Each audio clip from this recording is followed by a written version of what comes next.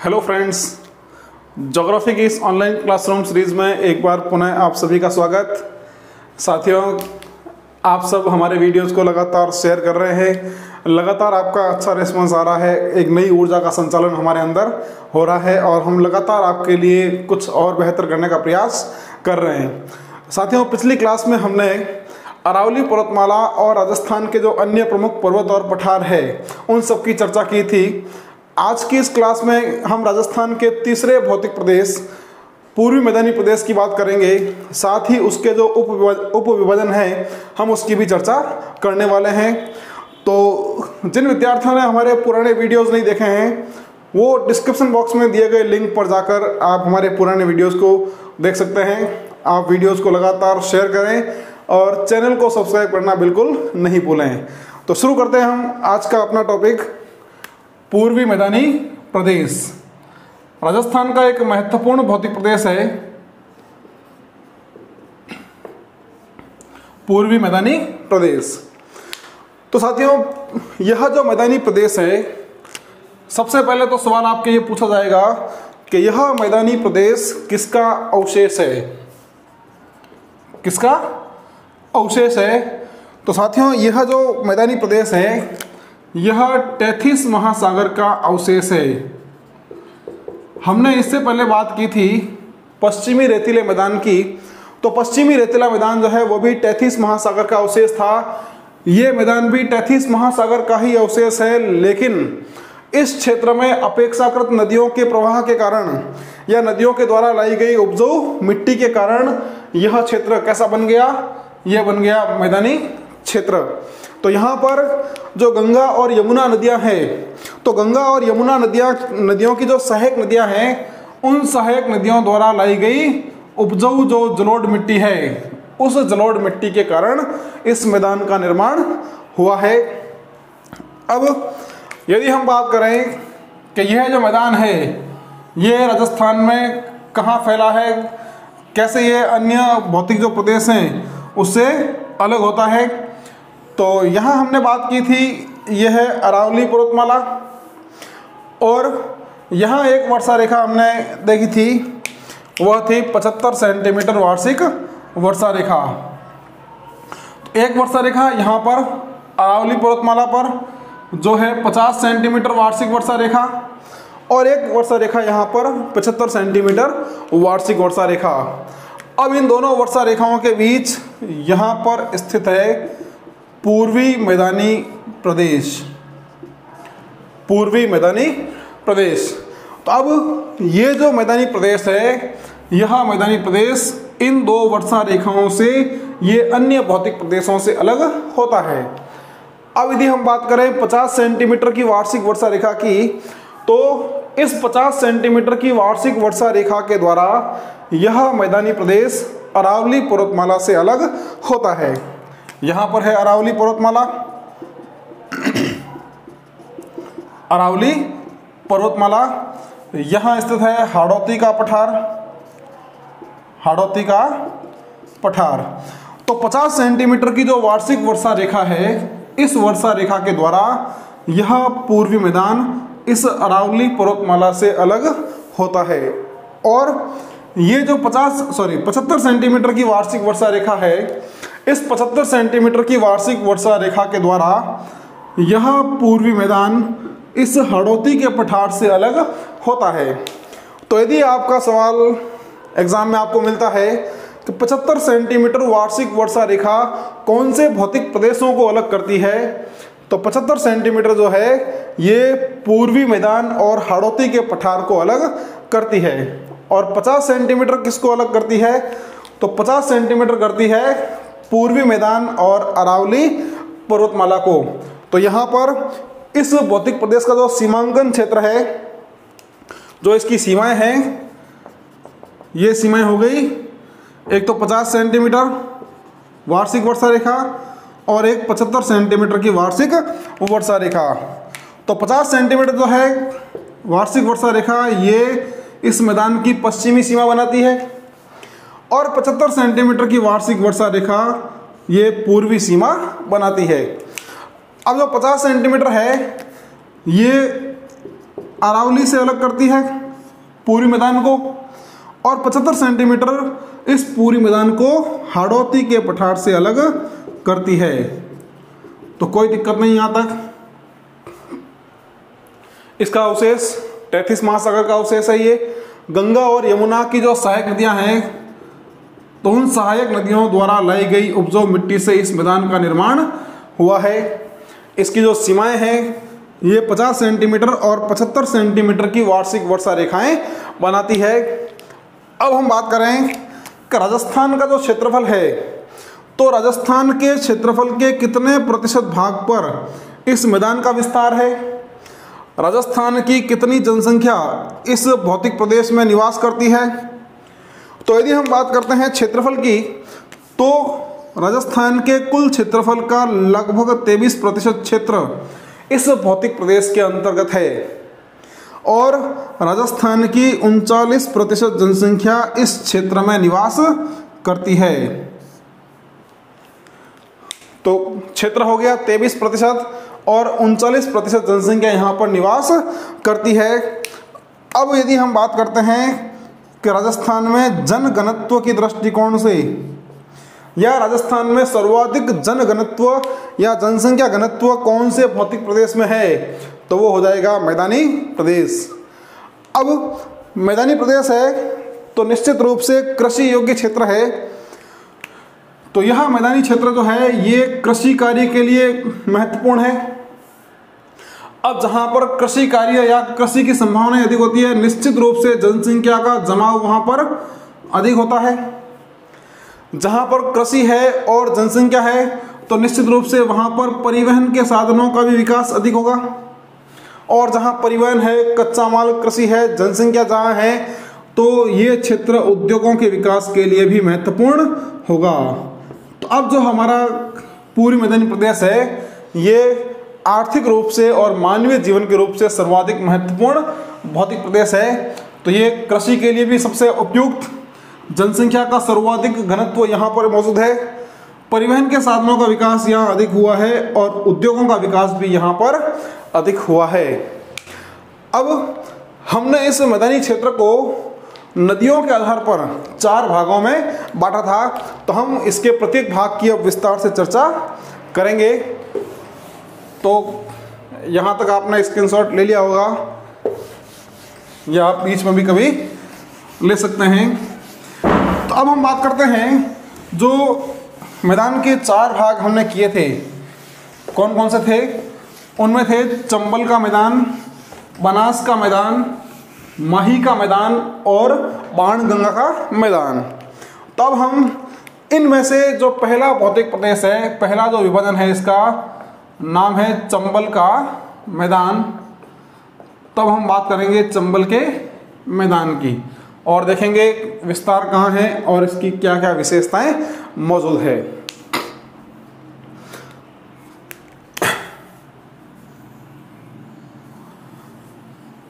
राजस्थान की नदियों के अंतर्गत हम चंबल नदी की विस्तार से चर्चा करेंगे।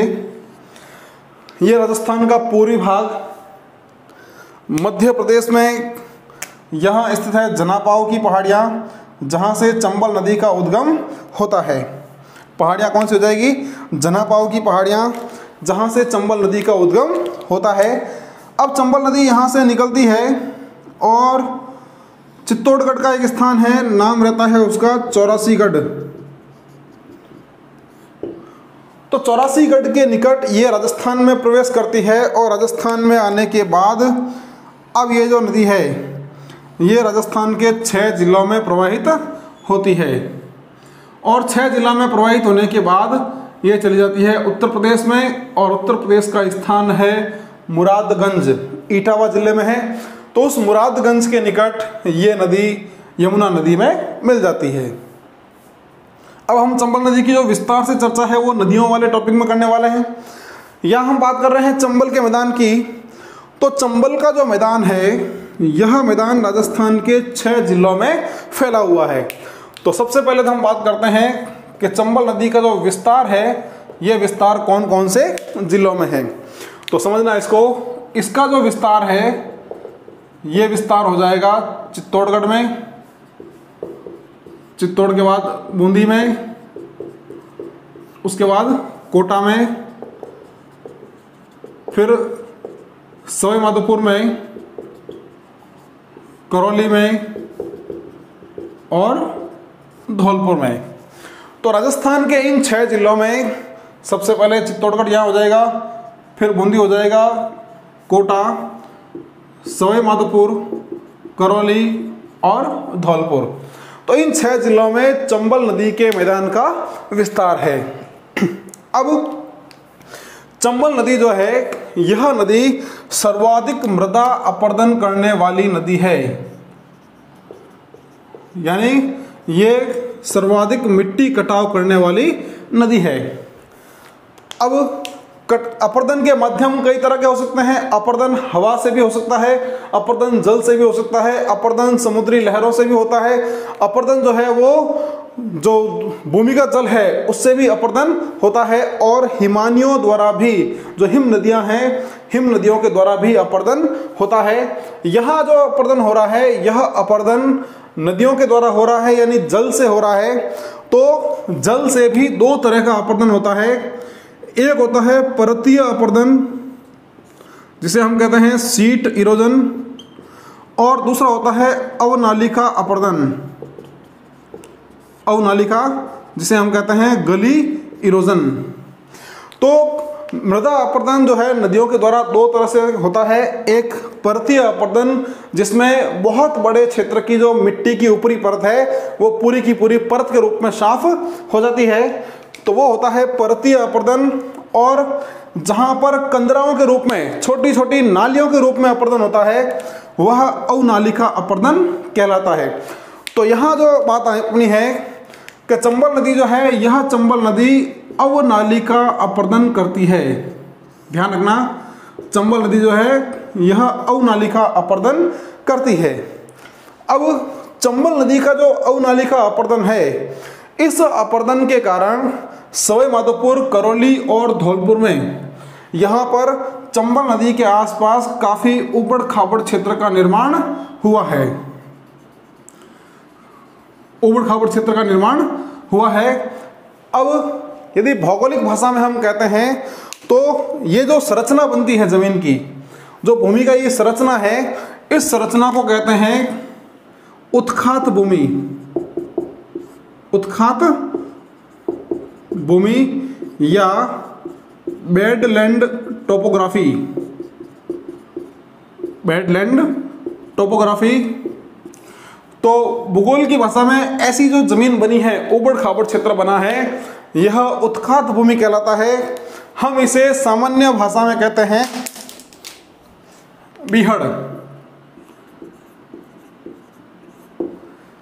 बीहड़। तो चंबल नदी के आसपास सवाई माधोपुर, करौली और धौलपुर का जो मैदानी भाग है, यहाँ पर बीहड़ का निर्माण हुआ है। अब ये अपरदन से निर्मित जमीन है, तो ये उपजाऊपन रहित होगी। तो उपजाऊपन यहाँ पे नहीं है, तो यहाँ कृषि कार्य भी संभव नहीं हो पाएगा।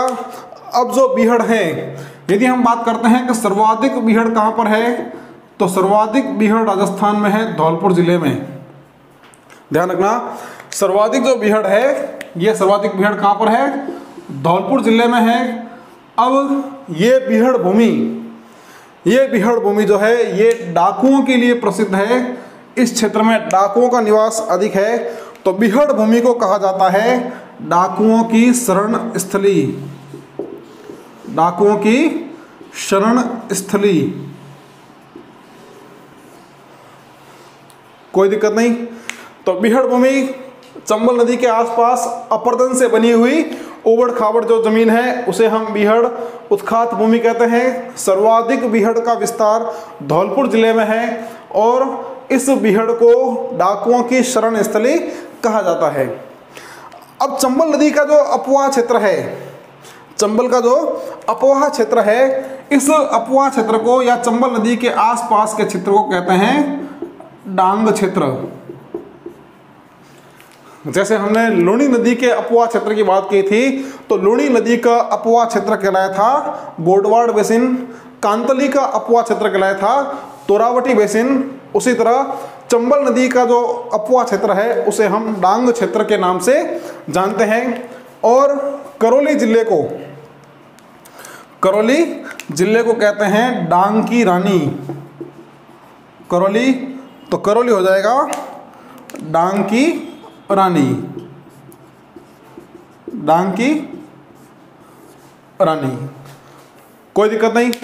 तो यहां तक हमने बात की कि चंबल नदी का जो अपर्दित मैदान है वो सवाई माधोपुर, करौली और धौलपुर जिलों में फैला हुआ है और यहाँ उत्खात भूमि का निर्माण हुआ है या इस क्षेत्र में बीहड़ भूमि का विकास हुआ है।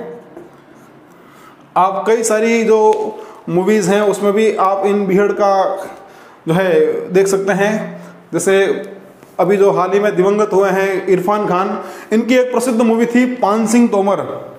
तो पान सिंह तोमर जो है वो इसी बीहड़ क्षेत्र के आसपास जो है उसका पिक्चराइजेशन हुआ था। उसी तरह एक और मूवी थी बैंडिट क्वीन, फूलन देवी पर आधारित जो मूवी थी, उसके भी काफ़ी जो सीन हैं वो इस क्षेत्र में फिल्माए गए थे।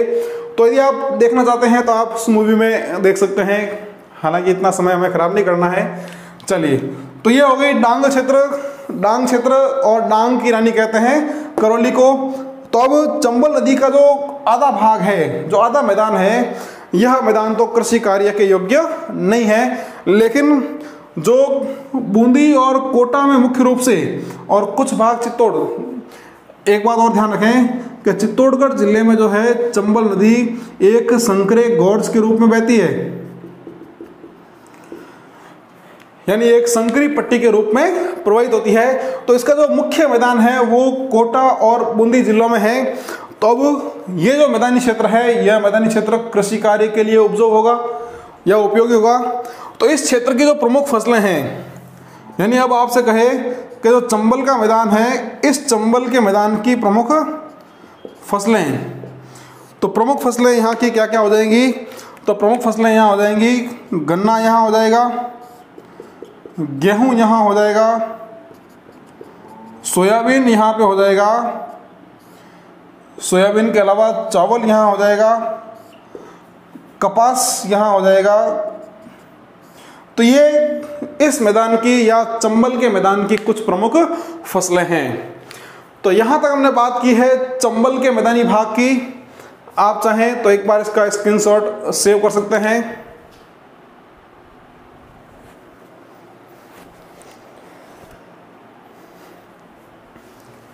हो गया मित्रों, आगे बढ़े।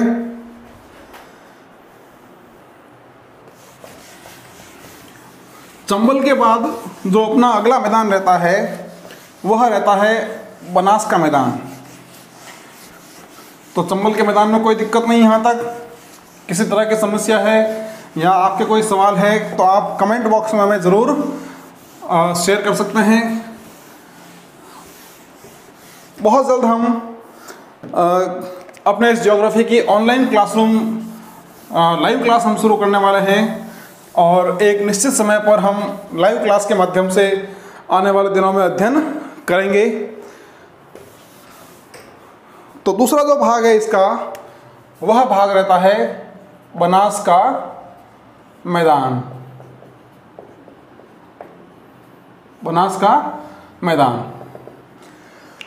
तो बनास नदी जो है, इस नदी का उद्गम कहाँ से होता है? सबको मालूम है?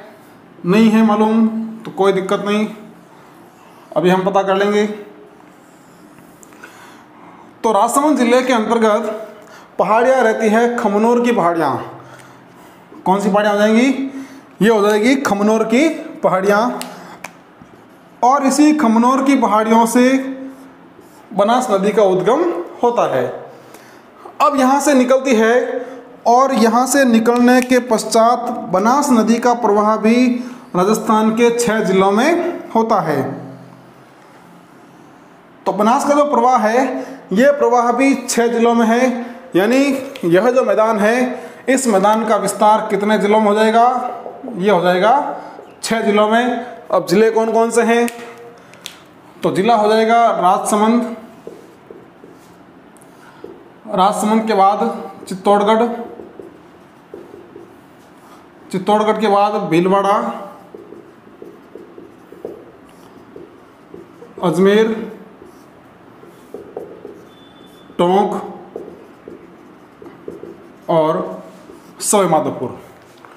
तो बनास का जो मैदान है, इस मैदान का विस्तार राजस्थान के इन 6 जिलों में है। यानी बनास का जो प्रवाह है वो इन 6 जिलों में होता है। बनास की प्रमुख सहायक नदियां इन जिलों में हैं। अब बनास के जो क्रम है उस क्रम में पहला राजसमंद, चित्तौड़गढ़, भीलवाड़ा, अजमेर, टोंक और सवाई माधोपुर, ये 6 जिले हैं। अब जो बनास का मैदान है, इस बनास के मैदान को हमने 2 भागों में बांटा है। तो ध्यान से समझना इसको। अच्छा, बनास खमनोर से निकलती है और सवाई माधोपुर का स्थान है रामेश्वर घाट। तो रामेश्वर घाट के निकट ये जो नदी है ये मिल जाती है चंबल नदी में। यह हम विस्तार से पढ़ेंगे कहाँ पर, नदियों के अंतर्गत। अब हम बात कर रहे थे कि बनास के मैदान को हमने 2 भागों में बांटा है। तो 2 भाग कौन कौन से हैं इसके, समझना इसको। इसका एक भाग रहता है ये वाला जो इस मैदान का उत्तरी भाग है। दूसरा भाग रहता है ये जो बनास के मैदान का दक्षिणी भाग है। तो इसका जो पहला भाग और ये दूसरा भाग, जो पहला भाग है इसको हम कहते हैं मालपुरा करौली का मैदान। मालपुरा करौली का मैदान। तो ध्यान रखना, बनास के मैदान के 2 भाग, उसमें से पहला भाग तो ये बनास के मैदान का उत्तरी भाग है। बनास के मैदान का उत्तरी भाग है और इसका जो विस्तार है कहाँ कहाँ है, एक तो टोंक में है और मुख्य रूप से सवाई माधोपुर में है। तो बनास के मैदान का पहला भाग मालपुरा करौली का मैदान, ये बनास के मैदान का उत्तरी भाग और इसका जो विस्तार है वो टोंक और सवाई माधोपुर में है। कोई दिक्कत नहीं। अब ये जो क्षेत्र है, इस मैदान की विशेषता क्या है?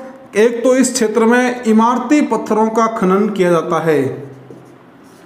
इमारती पत्थर यहाँ से प्राप्त किए जाते हैं। भवन निर्माण में काम आने वाले पत्थरों का खनन यहाँ पर होता है। साथ ही साथ जो कृषि योग्य क्षेत्र है, तो उस कृषि योग्य क्षेत्र में यहाँ पर गेहूं, सौंफ की कृषि यहाँ पर मुख्य रूप से होती है और सरसों की भी कृषि यहाँ पर होती है। तो इस क्षेत्र में गेहूं, सौंफ और सरसों, इसकी कृषि मुख्य रूप से की जाती है। तो बनास के मैदान का पहला भाग मालपुरा करौली का मैदान, टोंक और सवाई माधोपुर में इसका विस्तार है और इमारती पत्थरों के खनन के लिए यह प्रसिद्ध है। कृषि योग्य क्षेत्र में गेहूं, सौंफ और सरसों की खेती यहाँ की जाती है। अब इसका जो दूसरा भाग है, ये दूसरा भाग कहलाता है मेवाड़ का मैदान। मेवाड़ का मैदान। तो मेवाड़ का जो मैदान है, यह मैदान इस बनास के मैदान का कौन सा भाग है? ये इसका दक्षिणी भाग है। और इस भाग का विस्तार कहाँ पर है? इसका विस्तार है अजमेर में, इसका विस्तार भीलवाड़ा में, इसका विस्तार हो जाएगा चित्तौड़गढ़ में और इसका विस्तार है राजसमंद में।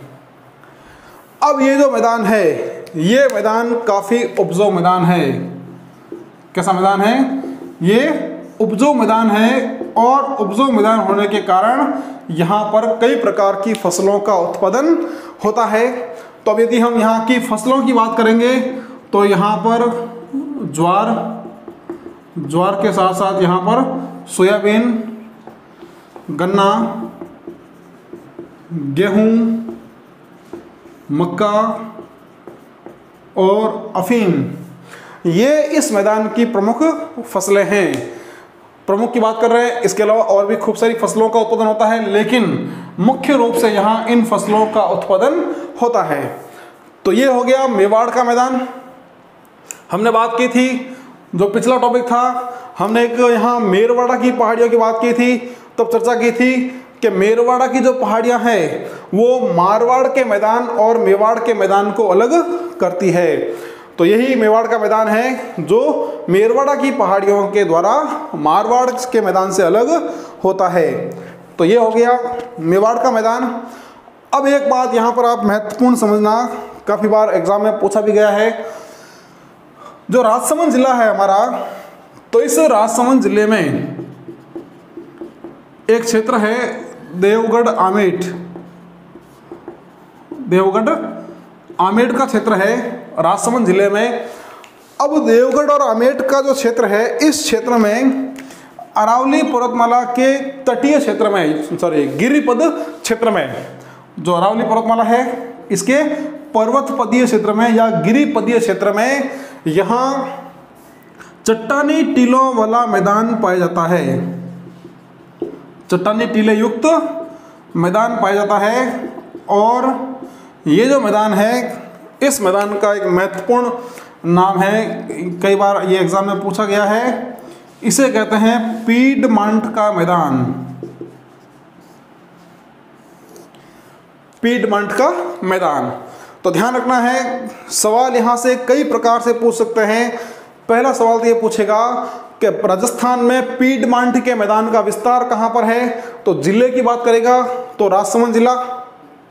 यदि वो क्षेत्र की बात करेगा तो क्षेत्र हो जाएगा देवगढ़ और आमेठ क्षेत्र राजसमंद जिले में। अब ये सवाल आ जाए कि चट्टानी टीलों युक्त मैदान को किस नाम से जानते हैं, तो चट्टानी टीले युक्त जो मैदान है उसे हम पीडमांट के मैदान के नाम से जानते हैं। अब सवाल आपका यहाँ से यदि ये आ गया कि जो पीडमांट का मैदान है, यह मैदान राजस्थान के कौन से भौतिक प्रदेश का हिस्सा है, तो पीडमांट का जो मैदान है ये पूर्वी मैदानी प्रदेश का हिस्सा है। अब यदि उसमें ये आ जाए बनास का मैदान, तो ये बनास के मैदान का हिस्सा है। ये पीडमांट का मैदान इस मेवाड़ के मैदान का हिस्सा है। मेवाड़ का मैदान बनास के मैदान का हिस्सा है और बनास का मैदान पूर्वी मैदानी प्रदेश का हिस्सा है। तो यह काफ़ी महत्वपूर्ण रहता है। कई बार एग्जाम में यह सवाल पूछा गया है कि पीडमांट का जो मैदान है इसका विस्तार किस जिले में है, किस क्षेत्र में है, और पीडमांट के मैदान की विशेषता क्या है, तो विशेषता हो जाएगी कि ये चट्टानी टीलों युक्त मैदान है। तो साथियों, यहाँ जो है हमारा बनास का मैदान पूर्ण हुआ। तो बनास के मैदान के दो भाग हमने किए, दोनों भागों की विशेषता हमने पढ़ी और अंत में पीडमांट के मैदान की हमने बात की थी। अब पूर्वी मैदानी प्रदेश का जो तीसरा भाग है वह रहता है माही का मैदान। तो अब हम बात करेंगे माही के मैदान की। यहाँ तक उम्मीद करता हूँ कोई दिक्कत नहीं आई होगी। आपको इन चीज़ों का बार बार रिवीजन करते रहना है, क्योंकि ये चीज़ें रिवीजन से ही जो है आपके परफेक्ट हो पाएगी। तीसरा मैदान रहता है हमारा, वह रहता है माही का मैदान। माही का मैदान तो यह राजस्थान का दक्षिणी भाग, और दक्षिणी भाग में यहाँ बांसवाड़ा जिला,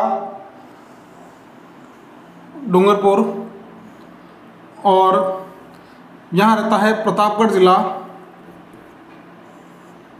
ये प्रतापगढ़, डूंगरपुर। अब मध्य प्रदेश में यहाँ स्थित है अमामोरू पहाड़ी। अमामोरू पहाड़ी किसका भाग है? ये विंध्याचल पर्वतमाला का भाग है। और इस अमामोरू पहाड़ी पर एक झील है जिसका नाम है मेहद झील, और इस मेहद झील से माही नदी का उद्गम होता है। अब यहाँ से जब निकलती है तो यहाँ से निकलने के बाद ये बांसवाड़ा का एक गांव है जिसका नाम है खांदू। तो खांदू गांव के निकट राजस्थान में प्रवेश करती है। राजस्थान में आने के बाद बांसवाड़ा, प्रतापगढ़ और डूंगरपुर, यानी इन 3 जिलों में बहने के बाद ये चली जाती है गुजरात में, और गुजरात में बहते हुए ये गिर जाती है अरब सागर में, या अरब सागर का भाग है खंबात की खाड़ी। तो अब जो हमारा माही का मैदान है, इस मैदान का विस्तार मुख्य रूप से कौन कौन से जिलों में है, तो विस्तार की बात करेंगे तो इसका विस्तार हो जाएगा बांसवाड़ा में, प्रतापगढ़ में और डूंगरपुर में। इन 3 जिलों में इस नदी का इस मैदान का विस्तार है, जहां पर माही है और माही की प्रमुख सहायक नदियां हैं। कोई दिक्कत नहीं। अब यहाँ कुछ शब्दावली आपको ध्यान रखनी है। जैसे प्रतापगढ़ जिले में माही नदी के आसपास का जो क्षेत्र है, इस क्षेत्र को कहा जाता है कांठल। प्रतापगढ़ में माही नदी के आसपास का क्षेत्र कहलाता है कांठल। फिर प्रतापगढ़ और बांसवाड़ा के बीच जो माही नदी के आसपास का मैदानी क्षेत्र है, इस मैदानी क्षेत्र को कहा जाता है छप्पन का मैदान। कई बार ये एग्जाम में पूछा जाता है, महत्वपूर्ण ये पॉइंट है। छप्पन का मैदान हमने बाड़मेर पढ़ा था, शिवाना क्षेत्र पढ़ा था, वहाँ आई थी छप्पन की पहाड़ियाँ, लेकिन यहाँ पर है छप्पन का मैदान। तो छप्पन के मैदान का विस्तार प्रतापगढ़ और बांसवाड़ा के बीच में है। तो केवल प्रतापगढ़ की बात करेंगे तो प्रतापगढ़ में माही नदी का जो किनारा वाला क्षेत्र है या माही नदी के आसपास का क्षेत्र है, इसे कहते हैं कांठल। और प्रतापगढ़ बांसवाड़ा के बीच का जो मैदानी भाग है, इसे कहते हैं छप्पन का मैदान। और बांसवाड़ा डूंगरपुर के बीच जो माही का मैदानी भाग है, इसे कहते हैं वागड़। और बांसवाड़ा डूंगरपुर के बीच का जो पर्वतीय क्षेत्र है, इसे कहते हैं मेवल। तो जो माही नदी है, इस माही नदी को कहते हैं कांठल की गंगा। कांठल की गंगा, इसे कहते हैं वागड़ की गंगा। वागड़ की गंगा, इसे कहते हैं आदिवासियों की गंगा। आदिवासियों की गंगा, और इसे कहते हैं दक्षिण राजस्थान की स्वर्ण रेखा। दक्षिण राजस्थान की स्वर्ण रेखा। तो कई सारे नाम माही नदी के हैं, उपनाम है। हम बात कर रहे हैं माही के मैदानी भाग की। नदी के बारे में हम नदी वाले टॉपिक में विस्तार से और बात करेंगे। अब जो मैदानी भाग है, इस मैदानी भाग में देखें, मध्य प्रदेश के मालवा क्षेत्र से नदियां आती है। ये यहाँ पर मध्य प्रदेश का मालवा क्षेत्र बना है मध्यम काली मिट्टी से। तो यहाँ पर मालवा क्षेत्र की जो नदियां हैं, वो नदियां इस मैदानी भाग में काली मिट्टी लेकर आ रही है। फिर यहाँ कुछ नदियां आती है अरावली क्षेत्र से, और वो नदियां अरावली की लाल मिट्टी लेकर आती है।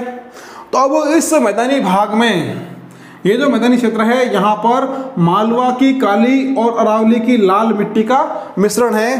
तो यदि आपसे कहेंगे कि जो माही का मैदान है, इस माही के मैदान की मिट्टी कैसी है, तो यहाँ की जो मिट्टी है वो हो जाएगी मिश्रित लाल और काली मिट्टी। मिश्रित लाल और काली मिट्टी। तो मिश्रित लाल मिट्टी अरावली क्षेत्र से, और काली मिट्टी जो है वो मालवा क्षेत्र से यहाँ पर आई है। तो ये मिश्रित लाल और काली मिट्टी के जो है मिश्रण का क्षेत्र हो जाएगा। अब ये मिट्टियाँ उपजाऊ मिट्टियाँ हैं। जैसे हम लाल मिट्टी की बात करते हैं तो मक्के की खेती के लिए काफ़ी प्रसिद्ध है। काली मिट्टी जो है ये कपास की खेती के लिए प्रसिद्ध है। तो यहाँ की जो फसलें हो जाएंगी, इस मिट्टी की फसलें, तो ये फसलें हो जाएंगी, मक्का यहाँ हो जाएगा मुख्य रूप से, कपास यहाँ हो जाएगा। इसके अलावा खाद्यान्न फसलों में यहाँ आप चावल और गेहूँ, तो ये इस क्षेत्र की कुछ प्रमुख फसलें हैं। अब एक बात यहाँ पर और महत्वपूर्ण ध्यान रखना है आपको कि ये जो मैदानी भाग है, जो माही का मैदानी भाग है, यह मैदानी भाग राजस्थान में सर्वाधिक ढाल वाला मैदान है। राजस्थान में सर्वाधिक ढाल वाला मैदान है। अब यदि ढाल अधिक होगा तो ढाल के अधिक होने से उस क्षेत्र में नदियों का प्रवाह भी तेज होगा। तो ये जो मैदानी भाग है, यहाँ पर राजस्थान की सर्वाधिक तेज नदियाँ प्रवाहित होती है। सर्वाधिक तेज नदियाँ प्रवाहित होती है। और वर्षा काल में जाखम नदी जो है, ये इस क्षेत्र में सर्वाधिक तेज बहने वाली नदी है। तो वर्षा काल में जब अत्यधिक वर्षा होगी तो यह नदी अपने पूर्ण प्रवाह में बहेगी। तो राजस्थान में यदि सवाल कभी आ भी जाए कि अधिकतम वेग से बहने वाली जो नदी है वो कौन सी है, तो वो हो जाएगी जाखम नदी। जाखम जो माही की सहायक नदी है, प्रतापगढ़ से जिसका उद्गम होता है, प्रतापगढ़ में भंवर माता की पहाड़ियों से यह नदी आती है। नदियों के अंतर्गत हम इस बात को मुख्य विस्तार से हम और पढ़ने वाले हैं। तो ध्यान रखना कि यह मैदान जो है, माही का मैदान, राजस्थान में सर्वाधिक ढाल वाला मैदानी भाग है, जिससे यहाँ पर जो नदियाँ बहती है उन नदियों का प्रवाह भी काफ़ी तेज रहता है। और इस क्षेत्र में बहने वाली जो जाखम नदी है ये सबसे तेज बहने वाली नदी होती है। तो ये सारी जो विशेषताएं हैं, ये विशेषताएं अपनी हो गई माही के मैदान की। अब माही के मैदान के बाद जो मैदान का अंतिम भाग रहता है वो है बाण गंगा का मैदान।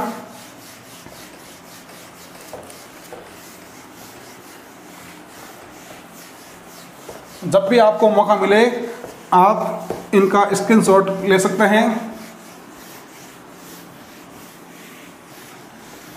नोट्स लगातार आप साथ में बनाते रहें और नोट्स बनाते समय आप राजस्थान के मैप को भी ज़रूर बनाएं।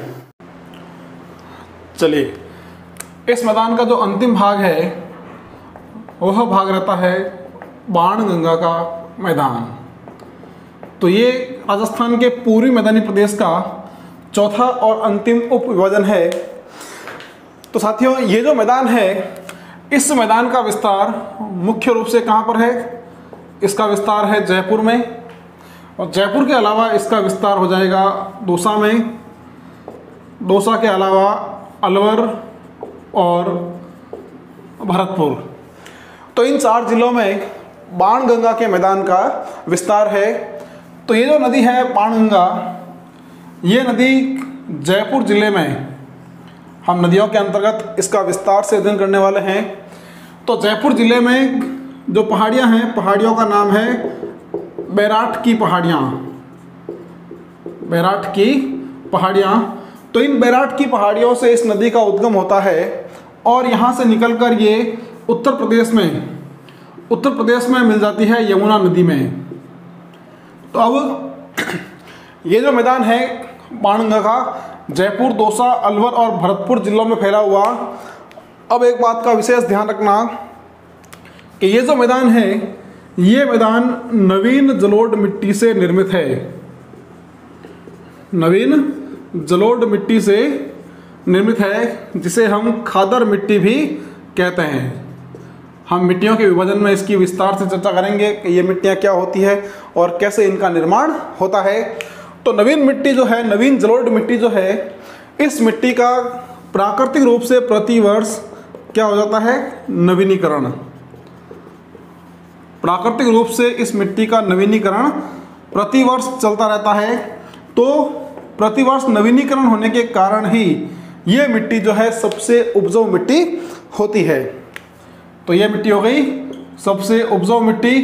तो सबसे उपजाऊ मिट्टी वाला जो मैदानी भाग है बाणगंगा का मैदान, तो ये राजस्थान के सबसे उपजाऊ मैदानों में से एक है, या कह सकते हैं कि ये राजस्थान का सबसे उपजाऊ मैदान है। अब ये जो क्षेत्र है, ये जो मैदानी भाग है, इस मैदानी भाग में सिंचाई के साधनों की भी उपलब्धता है। और सिंचाई के साधनों के रूप में जैसे हम बात करते हैं जयपुर की, तो यहाँ पर कुएं और नलकूपों द्वारा सिंचाई होती है। और राजस्थान में कुएं और नलकूपों द्वारा सर्वाधिक सिंचाई जयपुर जिले में ही होती है। तो सिंचाई के साधनों के रूप में यहाँ पर कुएं और नलकूप है। साथ ही साथ इस क्षेत्र में यहाँ पर नहरों का भी विकास हुआ है। तो अब उपजाऊ मिट्टी भी यहाँ पर है और साथ ही साथ सिंचाई के साधन भी यहाँ पर विद्यमान है। इस कारण यह क्षेत्र कृषि उत्पादन के लिए काफ़ी महत्वपूर्ण रहता है। तो ये जो क्षेत्र है, इस क्षेत्र की यदि हम बात करेंगे प्रमुख फसलों की, तो इस क्षेत्र के अंतर्गत जो महत्वपूर्ण फसलें हैं, उन फसलों में गेहूं के अलावा यहाँ पर सरसों का उत्पादन भी होता है। सरसों के उत्पादन के अलावा यहाँ पर आलू का उत्पादन होता है, तंबाकू यहाँ पर अधिक होता है। तो ये इस क्षेत्र की कुछ महत्वपूर्ण फसलें हैं। तो ये बाणगंगा का मैदान राजस्थान के सभी मैदानों में सबसे उपजाऊ मैदान, 4 जिलों में इसका विस्तार, जयपुर, दौसा, अलवर और भरतपुर। यहाँ पर प्राकृतिक रूप से नवीनीकरण होने वाली नवीन जलोढ़ मिट्टी का यानी खादर मिट्टी का यहाँ पर विस्तार पाया जाता है। इस कारण यह मैदान सबसे उपजाऊ मैदान होता है। और यहाँ पर जो सिंचाई के साधन हैं, सिंचाई के साधनों के रूप में यहाँ नहरें और कुएं और नलकूपों का विकास अधिक हुआ है। तो सभी दशाएं जो है वो कृषि योग्य दशाएं हैं और कई सारी फसलों का उत्पादन इस क्षेत्र में होता है। तो एक बार आप इसका स्क्रीनशॉट सेव कर सकते हैं।